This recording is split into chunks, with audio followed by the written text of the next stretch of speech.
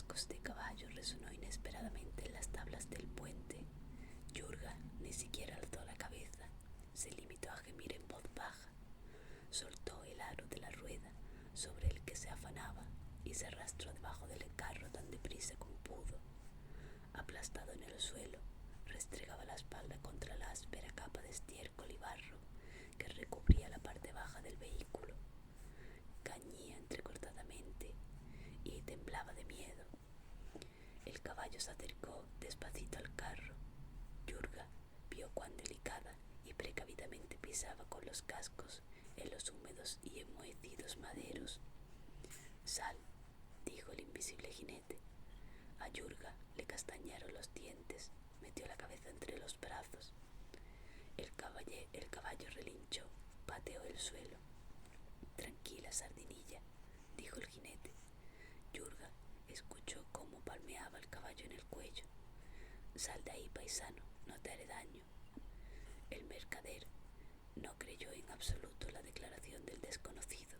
Sin embargo, en la voz había algo que la tranquilizaba y que intrigaba al mismo tiempo, pese a que lo mismo que se podía decir es que no era una voz cuyo sonido pudiera considerar agradable.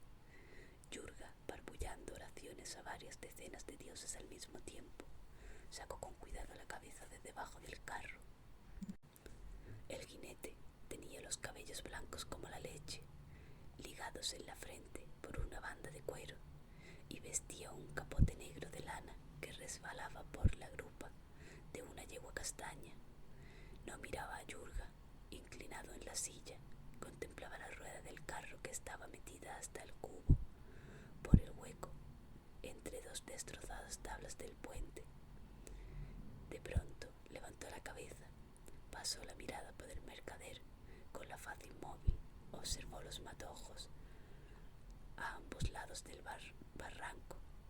Yurga se arrastró hacia afuera, parpadeó, se limpió la nariz con la mano, lo que sirvió para repartirle por todo el rostro la porquería de la rueda.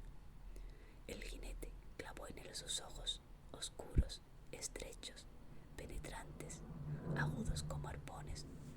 Yurga callaba. «Los dos solos no los podremos sacar», dijo por fin el desconocido señalando la rueda atascada. «¿Viajaba solo?» «Sí, solo 3», balbuceó Yurga. «Con los sirvientes, señor, pero huyeron. Los cagones». «No me extraña», dijo el jinete, mirando bajo el puente al fondo de la garganta. «No me resulta extraño en absoluto. Estimo que debieras hacer lo mismo que ellos. Ya va siendo hora». Yurga nos siguió con la vista la mirada del desconocido. No quería mirar el montón de cráneos, costillas y tibias desparramadas por entre las piedras que sobresalían de entre las bardanas y las ortigas que crecían en el fondo del seco riachuelo. Tenía miedo de que bastara echar un simple vistazo más, una nueva mirada a las oscuras cuencas de las calaveras, a los dientes brillantes y a los destrozados huesos, para que todo en él estallara, para que los restos de su desesperada valentía escaparan de él como el aire escapa de una vejiga de vaca, para que se tirara por el camino real abajo, de vuelta, lanzando gritos como el carretero y el criado habían hecho menos de una hora antes. «¿A qué esperas?», le preguntó despacio el jinete volviendo al caballo. «A que se haga de noche. Entonces será demasiado tarde. Ellos vendrán a por ti apenas oscurezca, y puede que antes. Monta, salta al caballo detrás de mí. Vayámonos de aquí los dos, y cuanto antes». «¿Y el carro, señor?», gritó a pleno pulmón Yurga, sin saber si era por miedo o por rabia. «¿Y las mercancías?». «Todo un año de trabajo. Antes reviento, no las dejaré». «Me parece que no sabes todavía a dónde te han traído tu mala suerte, amigo», dijo con tranquilidad el desconocido, sacando la mano en dirección al horrible cementerio bajo el puente. «No dejarás el carro, dices, y yo te digo que cuando caiga la noche no te salvará ni siquiera el tesoro del rey Dethmod, y cuanto menos tu maldito carro. Diablos, pero ¿qué te te dio para cortar camino por entre estos dólmenes. No sabes lo que ha anidado aquí desde la guerra. Yurga señaló con la cabeza que no sabía. No sabes, afirmó con la cabeza el desconocido, pero lo que yace en el fondo lo habrás visto. Es difícil no verlo. Estos son los que también tomaron el atajo. Y dices que no vas a dejar el carro. Y, por curiosidad, ¿qué es lo que llevas en ese carro? Yurga no contestó. Miró al jinete con aire sombrío e intentó elegir entre la versión estopa y la versión trapos viejos. El jinete no parecía estar especialmente interesado en la respuesta. Tranquilizó a la yegua castaña, que mordía el frenillo y agitaba la testa. Señor, murmuró al fin el mercader, ayúdame, salvadme. Hasta el último de mis días os lo agradeceré. No me dejéis. Lo que queráis os daré, todo lo que pidáis. Salvadme, señor.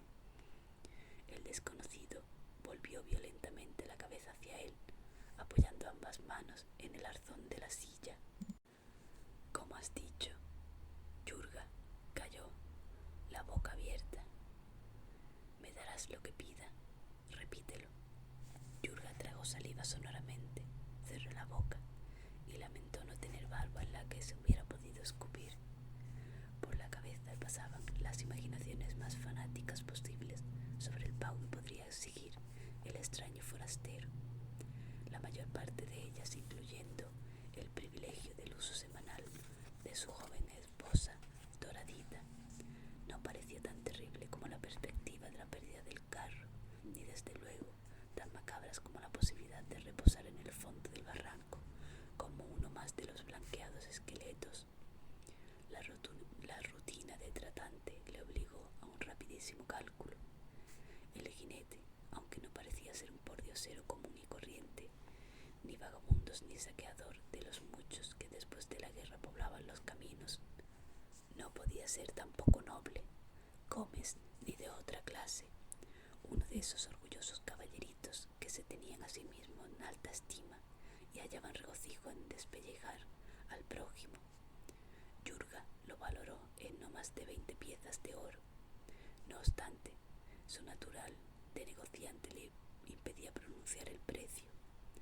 Se limitó entonces a barbotear algo acerca de agradecimiento eterno.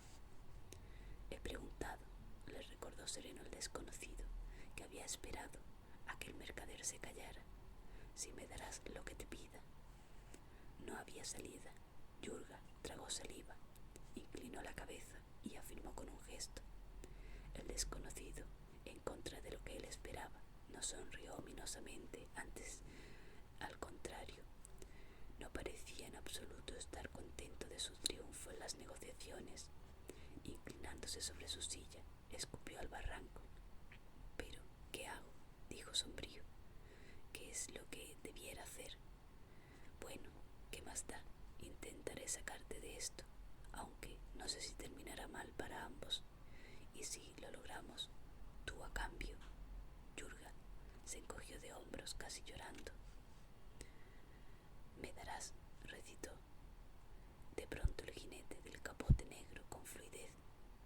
«Lo que en casa de tu vuelta encuentres y no te esperes, ¿lo juras?». Yurga jadeó y afirmó presto, con un gesto de cabeza. «Bien». El desconocido arrugó el ceño. «Y ahora apártate, y mejor métete de nuevo debajo del carro». Bajó del caballo, se quitó el capote de los hombros. Yurga observó que el desconocido llevaba una larga espada al dorso, sujeta con un talabarte que le cruzaba el pecho al sesgo. Tenía un confuso sentimiento de que ya había oído hablar antes de gente que portaba armas de tal forma.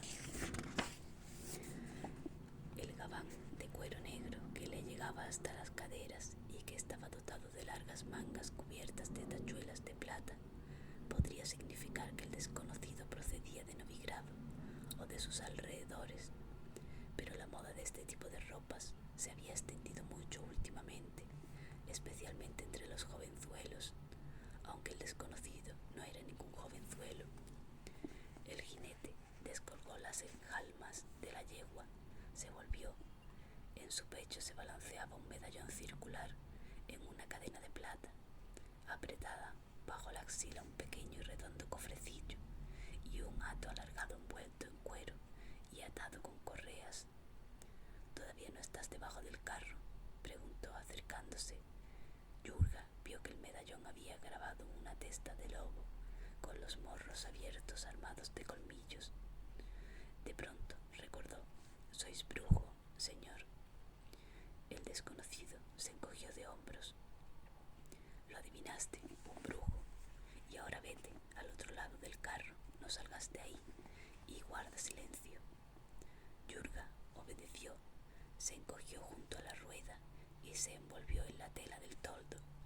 No quería mirar lo que hacía el desconocido al otro lado del carro, y mucho menos hacia los huesos del fondo del barranco. Así que miró sus botas y las manchas de musgo verde y con forma de estrella que crecían en la humedad, en las húmedas barandillas del puente.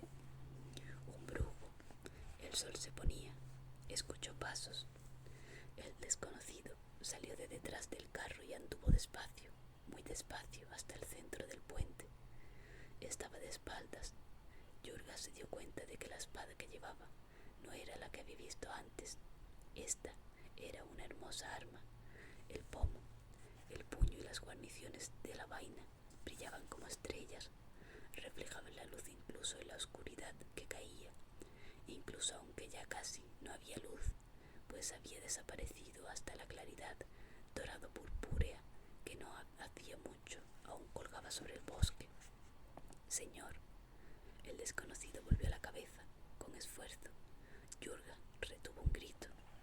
El rostro del extraño era blanco, blanco y poroso, como un queso fresco que se ha exprimido el cuajo y se ha envuelto en trapos. Y los ojos, dioses, algo aulló en el interior de Yurga. Los ojos. Detrás del carro, ya, habló el desconocido con voz ronca. No era la voz que Yurga había escuchado antes. El mercader sintió de pronto cuán horriblemente le apretaba la vejiga. El desconocido se dio la vuelta y siguió camino sobre el puente. Un brujo. El caballo atado a una estaca del carro bufó, jadeó, golpeó sordamente con los cascos en las tablas. Junto al oído de Yurga zumbó un mosquito. El mercader ni siquiera movió la mano para espantarlo. Zumbó otro más. Toda una nube de mosquitos zumbaba en los matojos al otro lado de la garganta y aullaban. Yurga, apretando los dientes hasta que le dolieron, se dio cuenta de que no se trataba de mosquitos. De las tinieblas al borde cubierto de matorrales del abismo fueron surgiendo unas pequeñas y deformes siluetas. No eran mayores que 4 codos, terriblemente delgadas, como esqueletos. Salieron al puente con un extraño paso de garza. Levantaban muy alto unas rodillas huesudas, con fuertes y violentos movimientos. Bajo unas cabezas planas y angulosas brillaban unos ojos amarillos. En unas anchas mandíbulas de rana relucían blancos y agudos colmillos. Se acercaron, siseando. El desconocido, inmóvil como una estatua en el centro del puente, alzó de pronto la mano derecha con los dedos en una extraña posición. Los monstruosos enanos retrocedieron, sisearon aún más fuerte, pero inmediatamente volvieron a moverse hacia adelante, deprisa, cada vez más deprisa. Alzaron unas patas largas, delgadas, armadas de garras. Sobre las tablas del puente desde la izquierda rechinaron las uñas. El monstruo más cercano saltó súbito sobre el puente y el resto se alzó hacia adelante dando unos saltos increíbles. El desconocido se retorció en el sitio. La espada que había sacado, no se sabe en qué momento, brilló. La cabeza del monstruo que trepaba sobre el puente voló unas brazas hacia arriba, dejando tras de sí una cola de sangre.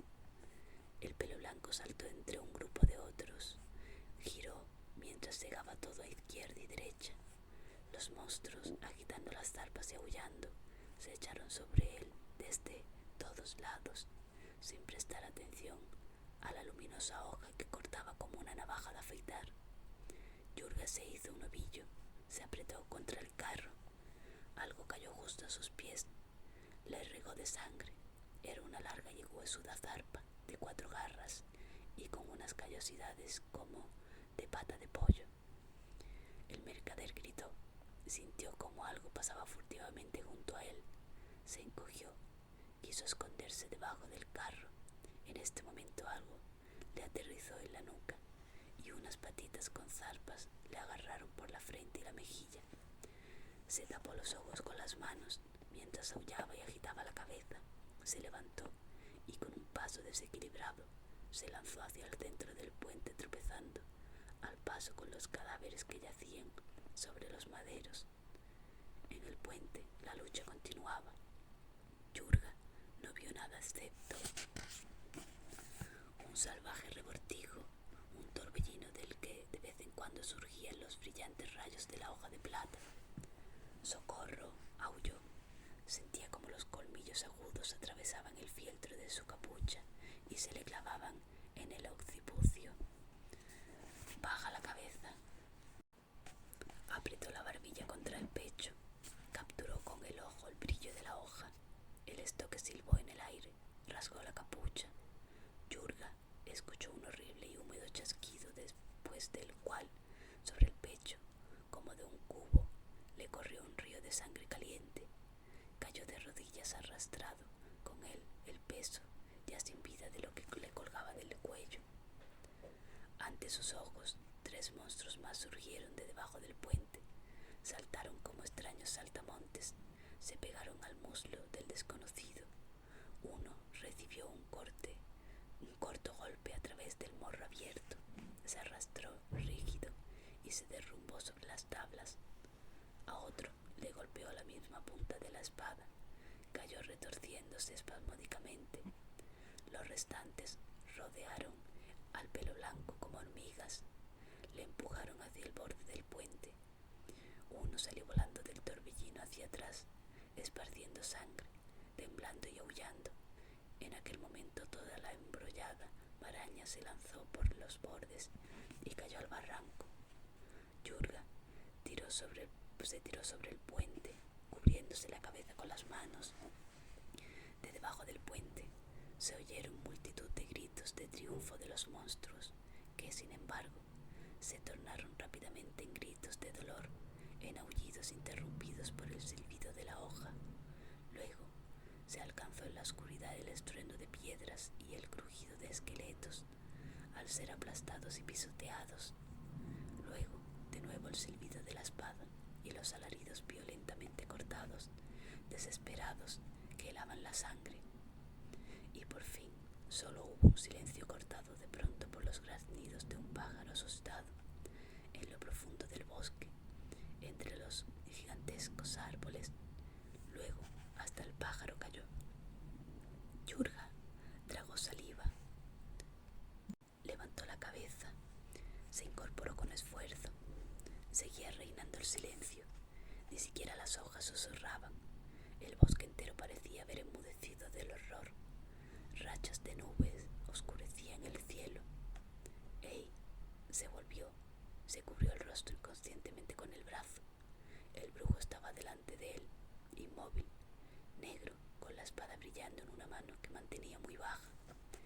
Yurga percibió que estaba algo torcido, que tendía hacia un lado.